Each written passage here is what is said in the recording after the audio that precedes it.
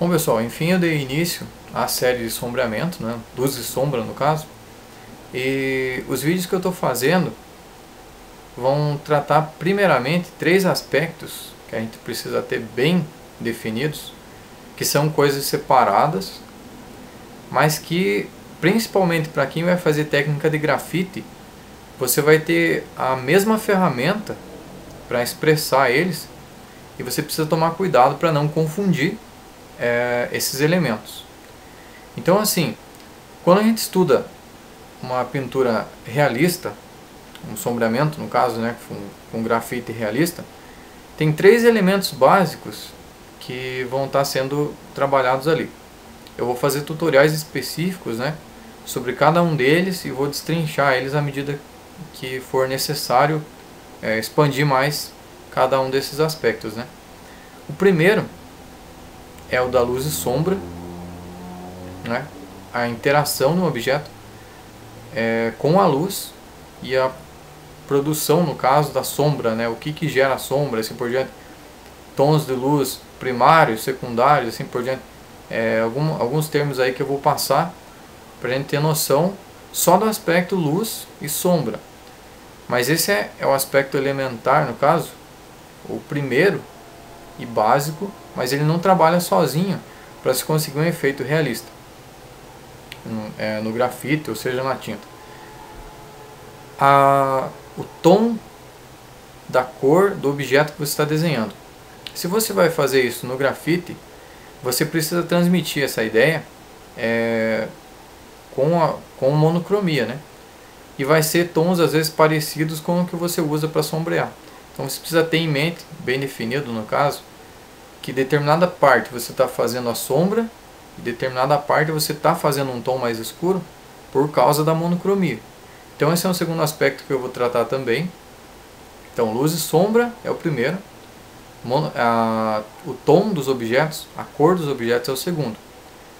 O reflexo é o terceiro ponto. O reflexo é basicamente, ele trabalha separado da luz e da sombra, porque enquanto se a luz e o objeto não se movem, se eles ficam no mesmo lugar, e você anda em volta do objeto observando, a sombra e a luz não se movem de lugar, mas o reflexo ele se move, né? Vou mostrar alguns exemplos depois aí que vai explicar melhor o funcionamento dessa coisa. Então esses três elementos trabalham separados para produzir um efeito realista. Então acompanhe a série do tutoriais que está vindo aí pela frente e procure entender bem o funcionamento de cada um deles separado primeiro. Estuda a luz e sombra separado, estuda o meio que você vai expressar a cor do objeto. Se você vai trabalhar com tinta, é muito mais fácil porque a cor é a cor em si e acabou, né? Se a cor do objeto é vermelha, você pega a tinta vermelha e joga lá e pronto.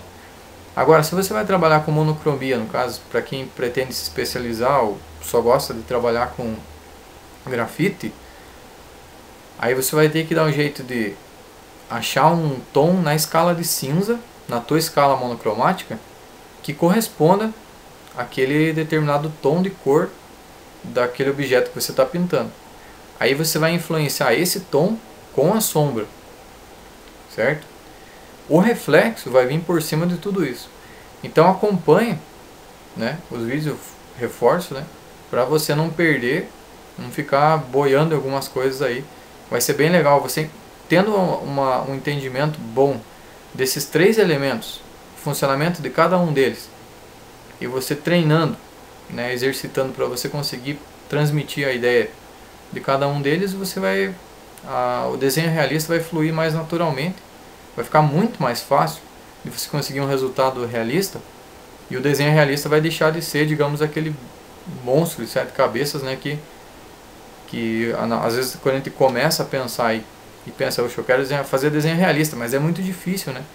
Mas sempre tem algum modo de a gente destrinchar em pedaços menores, né, para a gente conseguir aprender a coisa do modo correto.